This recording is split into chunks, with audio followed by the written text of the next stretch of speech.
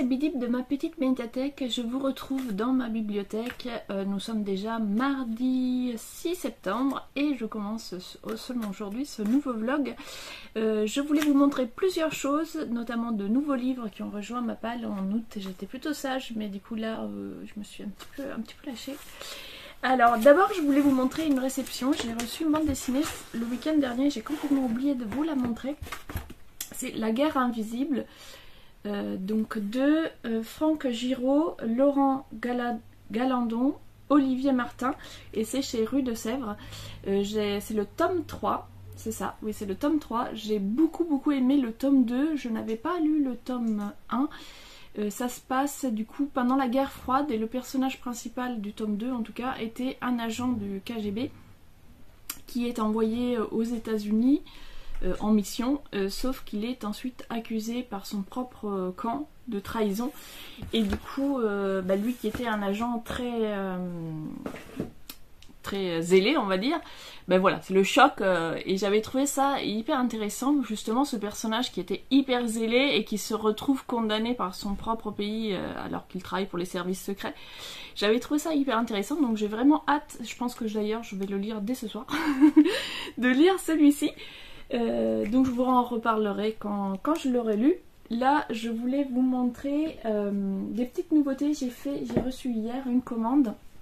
Hop, j'attrape tout. Alors j'ai craqué, je me suis offert l'agenda Parole de sorcière qui est publié aux éditions Alliance Magique. Donc c'est l'édition, enfin un agenda 2022-2023, donc qui va de septembre à août. Et j'avais hésité déjà l'année dernière, je le trouvais très beau, alors ce n'est pas donné quand même. Et puis c'est pas un agenda, voilà, quand on voit le pavé, le format, c'est pas le genre d'agenda qu'on va glisser dans son sac pour noter ses rendez-vous, mais je trouvais son design très dans la thématique automnale avec ses très belles couleurs et très belles illustrations. Et je vous montre un petit peu comment ça se présente. J'ai commencé à le remplir, donc je vous montre pas septembre, je vais vous montrer octobre. Donc hop, octobre, donc ça commence comme ça. On a donc un calendrier classique avec une page qu'on peut colorier. Les illustrations même comme ça, elles sont très belles, mais du coup je pense que je vais me faire vraiment plaisir pour les soirs où on s'ennuie un petit peu et qu'on sait pas quoi faire un petit coloriage. Après on a une wishlist, des choses qu'on voudrait faire ou qu'on voudrait acheter dans le mois, enfin on écrit ce qu'on veut. Moi j'ai fait pour septembre, j'ai commencé à marquer des livres un petit peu dans les thématiques du coup ésotérisme ou développement personnel, je trouvais ça pertinent dans cet agenda.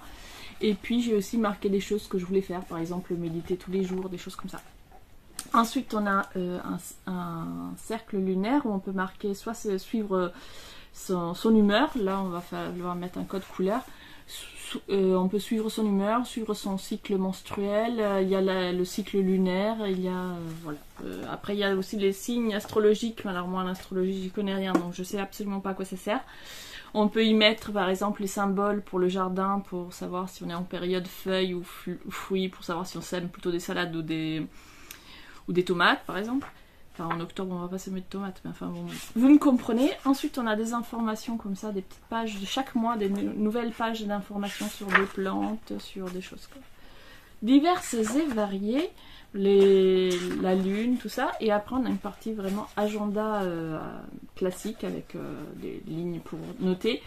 Alors moi du coup pour noter mes rendez-vous, tout ça, j'ai déjà un bullet journal, donc je vais pas du tout me servir de ça pour ça, mais je vais plutôt m'en servir un peu comme un tableau de bord, c'est-à-dire par exemple, je disais dans mon vlog de la semaine dernière que j'avais commencé une nouvelle routine du matin où j'allais essayer d'intégrer de la méditation, et du coup je me suis dit que j'allais me servir de cet agenda de parole de sorcière pour noter un petit peu mon ressenti, si j'ai fait mes méditations, comment ça s'est passé, comment je me suis sentie, ce que j'ai ressenti, tout ça.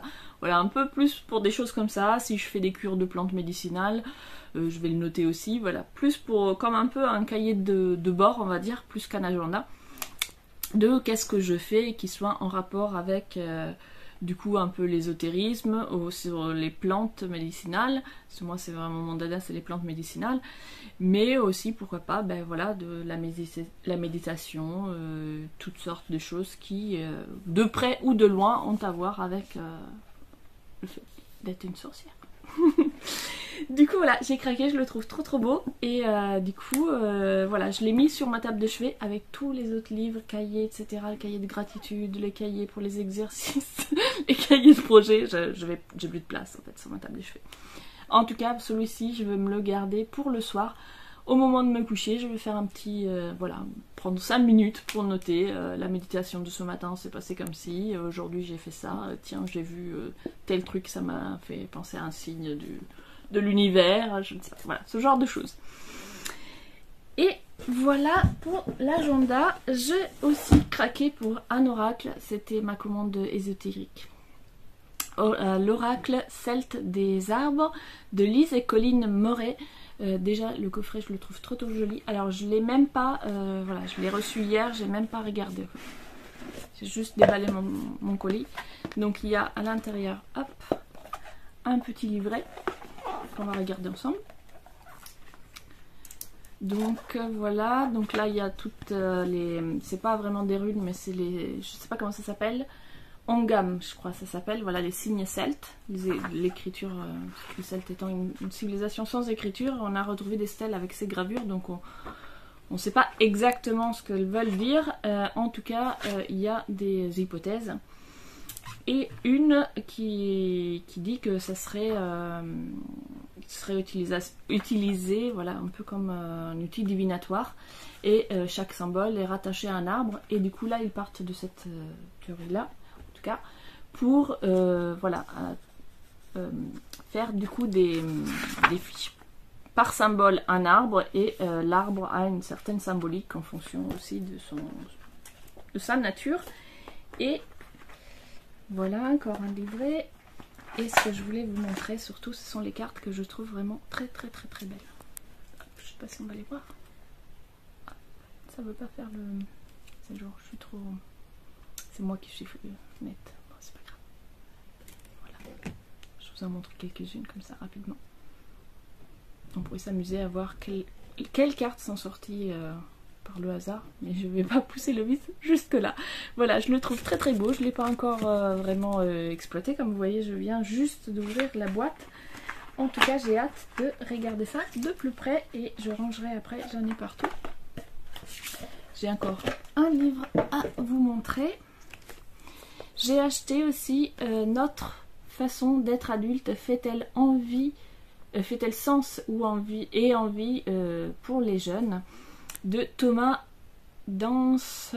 Dansembourg, je sais pas prononcer. Voilà. Alors je crois qu'il est belge l'auteur. Oui, voilà, il est belge, donc d'un auteur belge. L'univers, ou plutôt l'algorithme, a mis sur mon chemin plusieurs vidéos de ce monsieur, Thomas Dansembourg. J'arrive pas, Dansembourg. C'est pourtant pas compliqué, mais bon, bref, de ce monsieur. Et dans ces vidéos donc, où il prône la communication non violente, je l'ai trouvé très intéressante et je trouvais son point de vue hyper enrichissant et du coup ça m'a donné envie d'aller plus loin. Et je suis allée sur le site, je ne saurais plus vous dire le site, comment s'appelait le site. En tout cas une association où il propose des formations avec un autre monsieur, j'ai oublié le nom. Et il y avait des conférences, des séances, on va dire, des vidéos d'1 heure d'initiation à la communication non violente. J'en ai regardé 2. J'ai trouvé ça hyper intéressant et du coup j'ai eu envie d'acheter son livre. Et donc je vous en reparlerai dès que je l'aurai commencé. Alors c'est pas un livre très épais, mais c'est ce genre de livre que j'aime bien lire lentement. Donc voilà, j'ai pas prévu de lire ça cette semaine. Je vais le mettre dans ma pile sous la table de chevet et quand j'ai le temps, l'énergie et la disponibilité mentale pour réfléchir à ce genre de questions, je vais en lire un chapitre et prendre le temps de le laisser infuser en moi. Donc je vous en reparlerai sans doute, mais pas tout de suite quoi. Je vais peut-être le lire un petit peu avant de vous en reparler. Et là ça fait déjà 10 minutes que je parle, mais j'avais quand même envie de vous montrer les projets du coup crochet de cette semaine. Alors il y a toujours le Happy Granny truc. Happy Granny Hobby, Hobby Granny Happy. Bref, on est heureux de faire du granny quoi. Avec Hobby. Et du coup, il y avait des vagues à faire et j'avais fait juste ça la semaine dernière. Donc j'ai continué mes petites vagues. Je suis pas parfaitement convaincue par mes vagues. Je trouve que ça ressemble pas à grand chose. Donc je sais pas si c'est parce que j'ai mal compris le modèle, parce que je le fais mal. Finalement ça fait une vague en bas alors que c'est censé faire des vagues là et ça être droit en bas. Mais voilà, donc on verra plus tard ce que ça donne. Alors c'est Chérie parmi toutes les pelotes de projet qui a choisi les 3 couleurs. Donc voilà. Le rose est vraiment clair, mais le reste étant relativement foncé finalement. Ça devrait aller. Et j'ai bien avancé aussi sur le projet de gilet pour Miko. Donc je vous montre, ça fait un moment que je ne vous ai pas montré celui-ci. Donc voilà, j'ai fait les 2 manches avant. Enfin les 2, voilà, c'est ça. Il n'y a pas de manches, c'est les bretelles, voilà. Et donc là, il me reste tout le dos à faire encore. Enfin j'ai fait juste 5 cm de dos. Donc hop, il se présente comme ça. Et donc là, il va falloir que je monte jusqu'au niveau des manches ici. Et puis je vais faire une couture. Et ensuite, il ne me restera plus qu'à faire le bord et l'encolure avec un point comme celui-ci. Voilà, voilà. Donc pour les projets crochets de cette semaine. Je recule. Hop, voilà. Et je vous laisse là pour aujourd'hui. Ça fait déjà un moment que je blablate. Et je ne vous ai pas encore parlé de lecture. Du coup, si. Avant de vous laisser, je voulais quand même vous parler de la lecture que j'ai terminée aujourd'hui. Lecture du coup plutôt écoute, je devrais dire, puisque c'est la version audio de Les Grandes Oubliées que j'ai écoutée déjà ça fait quelques semaines que je l'écoute. Et je l'ai terminée tout à l'heure et je vais me l'acheter, c'est sûr. Je vous avais déjà dit que j'avais envie d'acheter la version papier parce que c'est super de l'écouter, je trouve ça hyper intéressant. Mais par contre, c'est comme il y a énormément d'informations que moi je retiens pas les noms des gens. Il y a parfois, elle cite des auteurs, des personnages historiques, etc. Des autrices, pardon. Et des personnages historiques importants, sauf que je me souviens pas de leur nom et par contre elles m'ont marqué, j'ai envie de savoir plus, donc pour pouvoir retrouver, etc. J'aimerais bien avoir le livre, souligner les passages qui m'ont intéressé pour pouvoir faire des recherches supplémentaires. Et en plus, le sujet, donc les femmes qui ont marqué l'histoire et qui pourtant ne figurent pas dans nos manuels historiques, et surtout une réflexion sur pourquoi ces femmes ont été effacées de l'histoire et de l'enseignement de l'histoire. Et je trouve que c'est hyper intéressant, c'est écrit de façon vraiment hyper abordable, c'est vraiment à la portée de tous. On n'est pas dans un langage un peu scientifique, universitaire, on est vraiment dans un langage de vulgarisation, donc c'est très abordable. Et du coup, je pense que ça va aussi vachement intéresser, bon, d'une part, ma fille qui elle à l'université, qui fait des études, donc ça va l'intéresser parce que c'est son sujet... ça rentre dans son sujet, on va dire, de prédilection. Mais je pense que même la cadette, qui est plus jeune, ça peut vachement l'intéresser parce que, ben voilà, c'est écrit de façon facile à lire et c'est hyper intéressant. Et je trouve ça hyper important, justement, de rappeler que, si, à l'école, on te parle que des hommes, mais en fait, il y avait des femmes et elles ont fait plein de choses. Du coup, voilà, je vais sans doute me le racheter et me le relire en version papier. Et voilà pour la lecture que j'ai terminée aujourd'hui. Sinon je suis toujours en train de lire Le Tribut des Dieux, mais je l'ai presque fini, il me reste que quelques chapitres, donc je vous en reparle quand je l'aurai fini. Je vous laisse cette fois pour de vrai et je vous dis à très bientôt.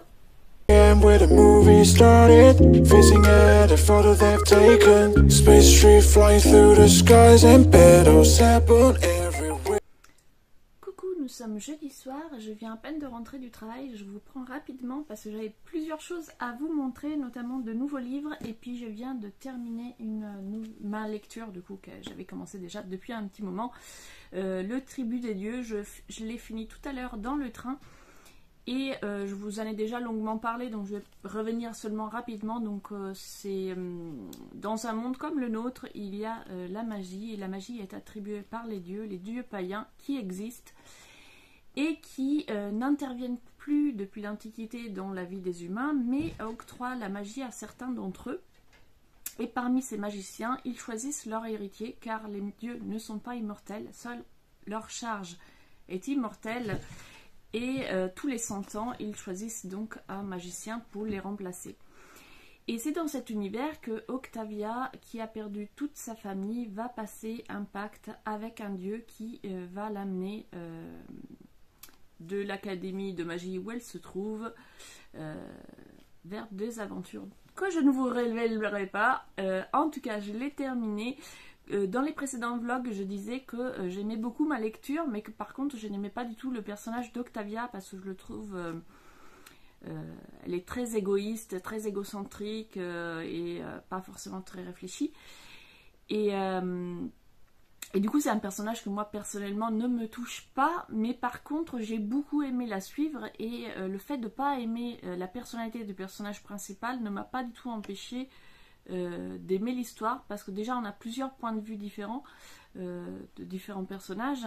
Et puis, finalement, même si elle me touche pas spécialement en tant que personne, j'étais vraiment curieuse de savoir qu'est-ce qui va lui arriver parce qu'il y a plein de rebondissements et jusqu'au bout, il y a des rebondissements. Du coup, j'ai trouvé ça vraiment très sympa. Alors, pendant que je le lisais, je me disais, ça plairait aussi à Miko. Après, arrivé à la fin, je me suis dit, je sais pas, c'est quand même, on est dans du jeunesse, dans le sens, enfin jeunesse, jeune adulte, on va dire, adolescent. Parce que c'est un texte facile à lire, que c'est pas, voilà, le texte n'est pas complexe, l'histoire est relativement simple aussi, l'univers créé est simple aussi, on n'a pas d'intrigue politique, on n'a pas, comme on peut avoir dans certaines livres de fantasy par exemple pour adultes. Là, on reste dans quelque chose d'assez facile à suivre, bien que très divertissant puisqu'il y a plein de rebondissements.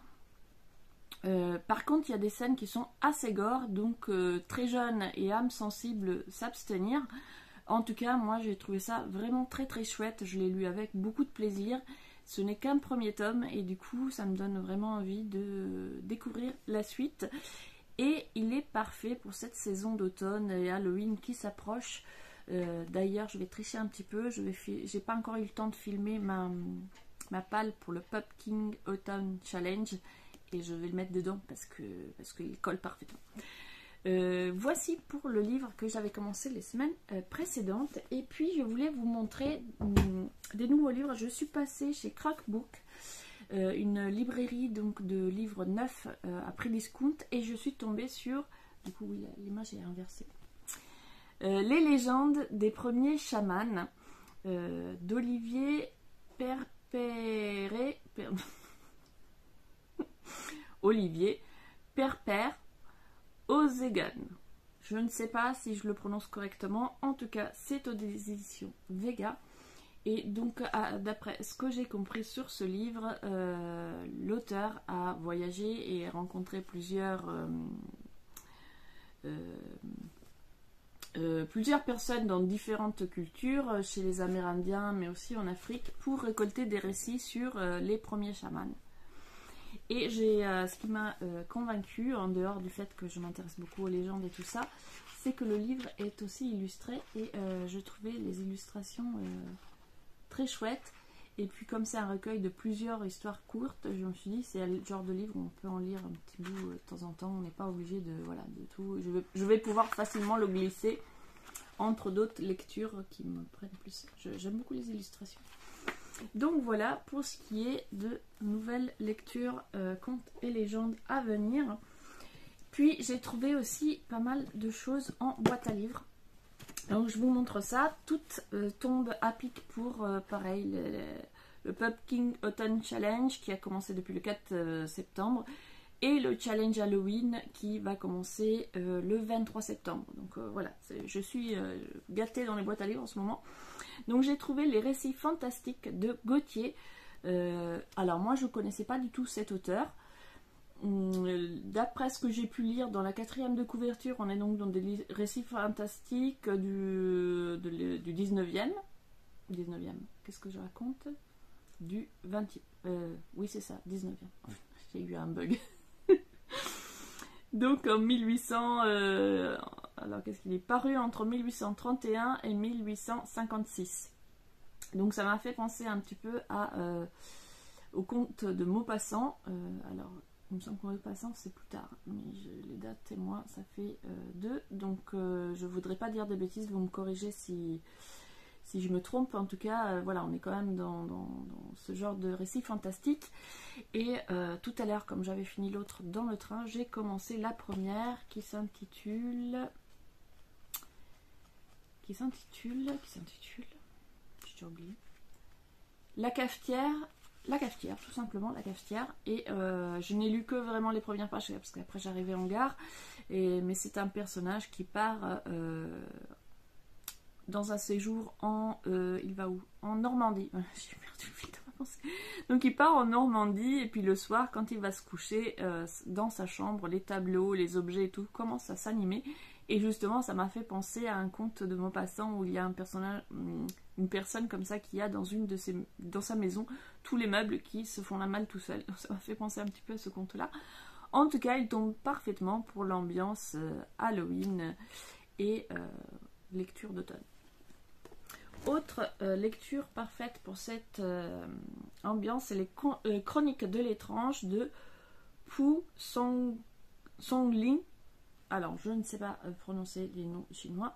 Celui-ci, je l'ai aussi trouvé en boîte à livres et je l'ai pris surtout pour Miko qui est fan de la Chine, de la culture chinoise et qui donc, voilà, dès que je trouve un livre d'un auteur chinois, je lui prends. Et comme elle adore en plus les histoires de fantômes chinoises, ça sera parfait. Par contre, voilà, c'est une pavasse. Il fait, on a regardé tout à l'heure, quand je lui ai donné, il fait 1331 pages. Donc, je ne sais pas combien de temps elle va mettre pour le lire. Je lui piquerai peut-être pour en lire quelques-unes, moi aussi. En tout cas, voilà, des histoires de fantômes chinois. Et encore des fantômes avec cet autre livre que j'ai également trouvé en boîte à livres, Femmes et fantômes d'Alison Lurie. Alors ça c'est traduit de l'anglais américain je crois, si je dis pas des bêtises. Oui c'est ça, États-Unis. Alors moi Alison Lurie, je connaissais pas.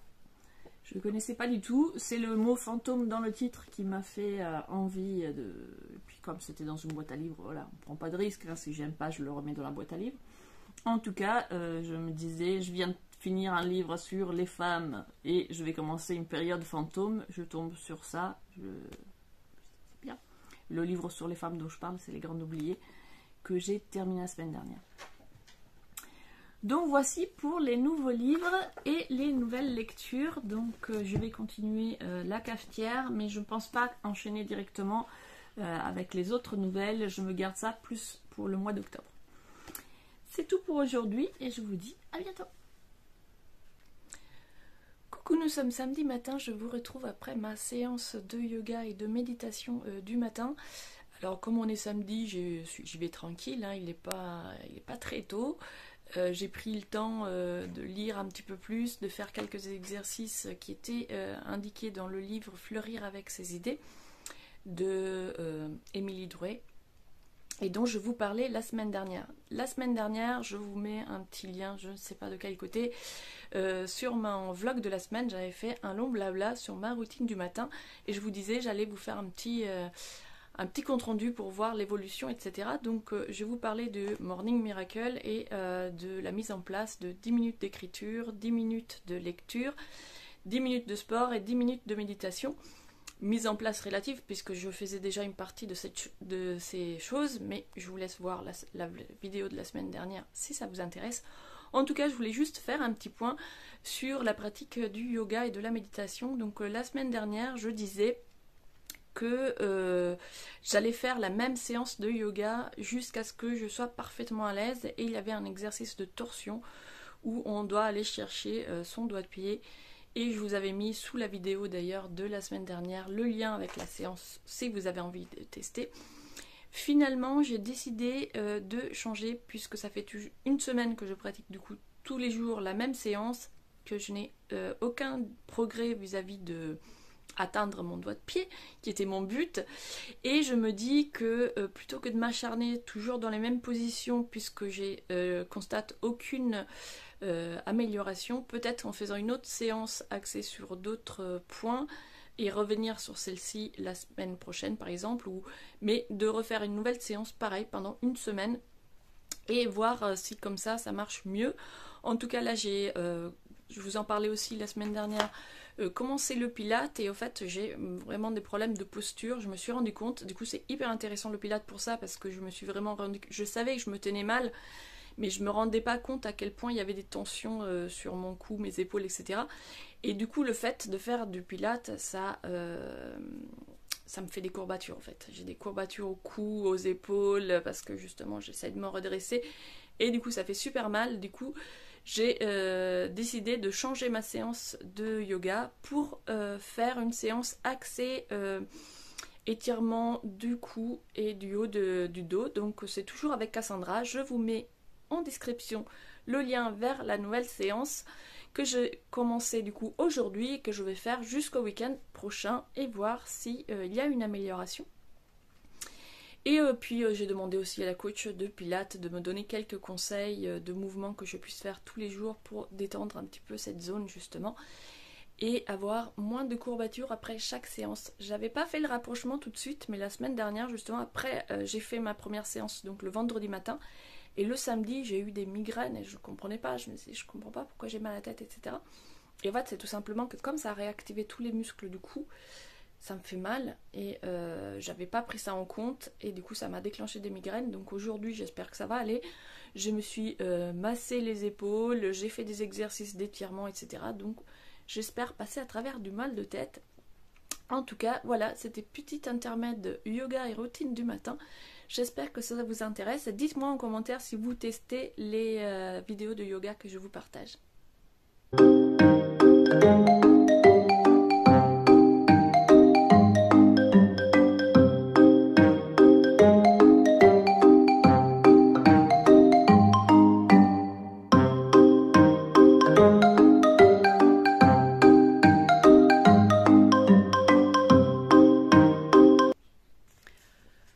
Je vous retrouve dimanche, il est déjà midi passé, mais alors ce matin j'ai vraiment pris le temps, j'étais pas du tout dans la morning de routine efficace et rapide, mais plutôt dans prendre le temps, bouquiner, et donc j'ai beaucoup lu, non, en fait en quantité j'ai pas beaucoup lu, mais j'ai lu plusieurs choses et j'ai vraiment pris le temps de, voilà, de les intégrer, on va dire.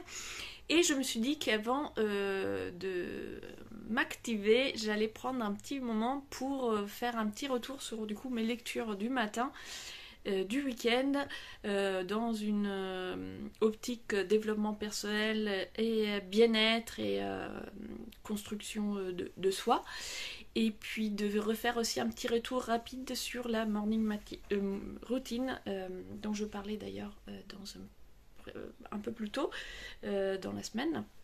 Alors d'abord je voulais vous parler donc de Fleurir avec ses idées. Je l'avais présenté dans le vlog de la semaine dernière, donc c'est le livre de Émilie Drouet, et que j'avais choisi de lire tous les matins 10 minutes dans le cadre de justement ma routine du matin. Donc la première chose que je fais en me réveillant en fait, c'est de me préparer un café. Après je retourne dans mon lit parce que j'adore boire mon café au lit. C'est vraiment un moment pour moi de détente, voilà, je me réveille doucement. Et pendant que je bois mon café, je fais mes 10 minutes de d'écriture, pardon. Et puis j'enchaîne direct avec 10 minutes de lecture, et donc j'ai finalement bien avancé. Je suis à peu près à la moitié. Le livre se sépare en 7 étapes, et j'ai fait les 3 ou 4 premières, je ne sais plus exactement. Et pour l'instant, voilà, je prends vraiment beaucoup de plaisir. Comme je te disais, il y a souvent des exercices à faire, donc je prends pas forcément tous les matins le temps de les faire, parce que si je lis que 10 minutes, j'ai pas le temps de répondre. Mais par contre, soit je reviens le soir en rentrant du travail, soit par exemple là c'était le week-end, j'ai pas de pression, donc au lieu de lire que 10 minutes, je prends le temps de faire les petits exercices. Et donc c'est plutôt sympa, j'en reparlerai quand j'aurai bien avancé. Et en même temps, j'ai aussi continué Be Yourself Challenge de Sandrine HK, dont j'avais également précédemment parlé. Donc j'avais dit je faisais ça plutôt le soir, donc là le week-end j'ai plutôt fait le matin parce que je me suis couchée un peu tard et donc comme je me couchais trop tard, j'avais pas vraiment trop la tête... parce que là c'est vraiment que des exercices pour le coup, il y a une double page en fait de lecture et après il faut soit faire une méditation, soit répondre à des questions, etc. Donc voilà, faut être un petit peu pas s'endormir. Et du coup là j'en suis à la page 50, quelque chose comme ça. Donc pareil, à peu près à la moitié. Et voilà, pour l'instant c'est plutôt sympathique aussi. Pas de révélation majeure. S'il y a une chose que je dois vraiment à ce livre, c'est sans doute de m'être mis à la méditation, puisque c'était un des exercices qui était proposé à un moment donné. Et c'est ça qui m'a donné envie d'essayer. Enfin, dès le début, en fait, il y a des méditations guidées qui sont proposées, et puis après, une incitation à se faire de la méditation tout seul, sans guidance. Et donc, je m'y suis mise pour suivre les consignes, parce que je suis un bon élève, je fais ce qu'on me demande. Et finalement, j'ai trouvé cet exercice vraiment chouette, et depuis, j'arrête pas, j'en fais tous les jours. Du coup, voilà, c'est la principale chose qui a changé pour moi avec la lecture de ce livre pour l'instant. Pour le reste, c'est intéressant. La partie sur les chakras m'a bien intéressée. Après, la partie où je suis actuellement, ça me marque pas spécialement, mais en tout cas, on est toujours dans la méditation, un peu d'introspection, tout ça.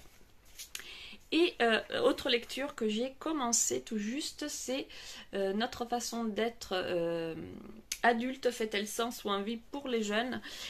Pour l'instant, je suis vraiment là, je prends vraiment mon temps. Je n'ai lu que d'abord le prologue. Le prologue. Avant-propos. Voilà. J'ai lu l'avant-propos et l'introduction.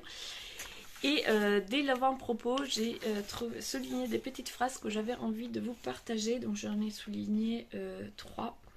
La culpabilité est un poison qui tétanise, tandis que la responsabilité est une vitamine qui dynamise. Je trouve ça très juste et c'est surtout très raccord avec ma façon de voir. J'essaye de, même quand je fais des mauvais choix, de prendre de mauvaises décisions, de jamais culpabiliser. Alors je dis bien j'essaye, parce que des fois on culpabilise malgré soi, mais j'essaye vraiment de me dire pas de culpabilité, être conscient de sa responsabilité dans nos actions, mais ça ne sert à rien de se culpabiliser parce que de toute façon ce qui est fait est fait, et par contre tirons des leçons quoi. Et une autre phrase que j'ai trouvée très juste aussi, c'est apporter douceur et bienveillance, ce qui n'empêche pas la rigueur, au premier humain dont nous avons la charge, c'est-à-dire nous-mêmes. Voilà, avant de vouloir apporter de la bienveillance à nos enfants, nos amis, notre conjoint, etc. C'est vrai qu'il faut commencer par soi-même, parce que si on ne se traite pas avec bienveillance soi-même, c'est quand même très difficile de traiter les autres avec bienveillance. Donc voilà, pour l'instant, pareil, je commence juste, donc il n'y a pas de révélation, mais en tout cas, ça me parle vraiment, et j'aime beaucoup le ton qu'il emploie. Donc très bonne lecture aussi du matin, mais plutôt le week-end quand j'ai le temps. Et voilà pour les lectures que j'avais envie de vous partager directement de ma chambre. Et je vous retrouve un petit peu plus tard pour vous parler d'autres lectures, plus dans le divertissement. J'ai notamment lu une bande dessinée que je voulais vous partager.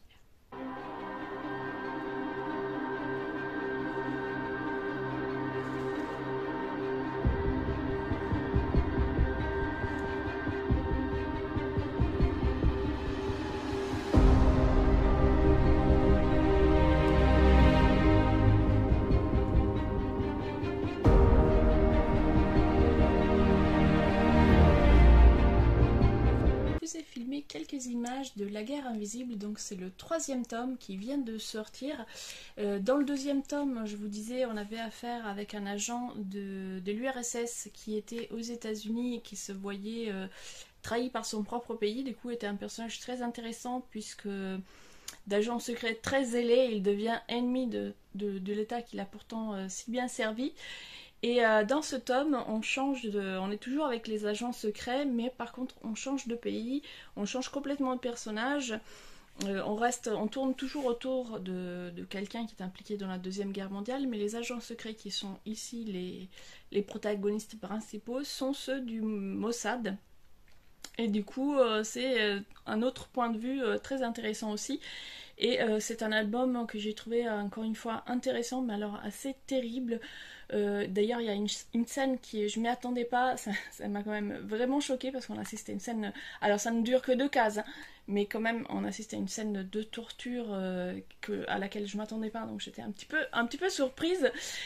En tout cas, je l'ai trouvé encore une fois très intéressant. Donc aussi l'histoire de la guerre froide, les histoires d'agents secrets vous intéressent, cette série devrait vous plaire. Donc c'est La guerre invisible de Franck Giraudoux, Laurent Galardon, Olivier Martin, et c'est aux éditions Rue de Sèvres.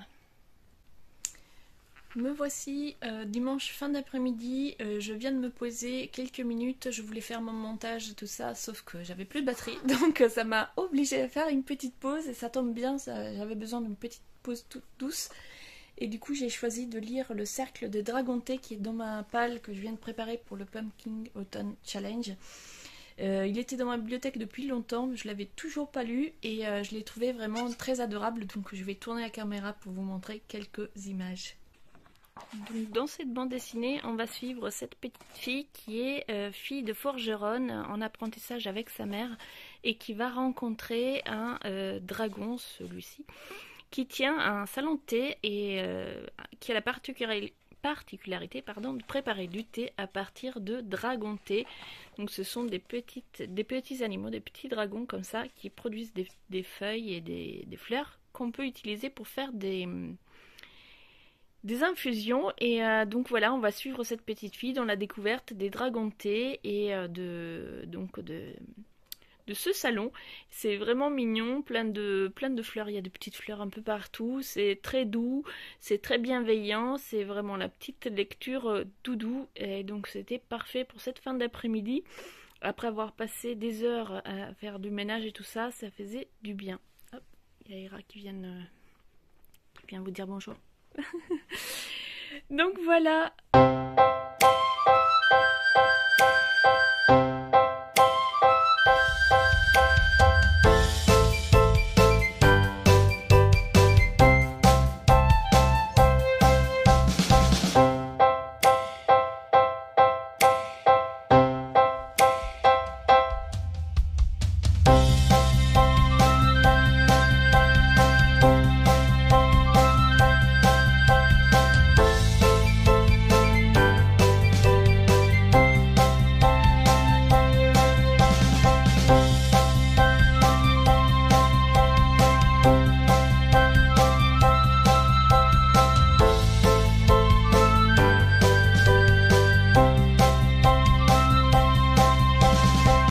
J'ai finalement fait beaucoup moins de lectures que je pensais, mais quand même 2 bandes dessinées que j'ai appréciées, très très différentes l'une de l'autre.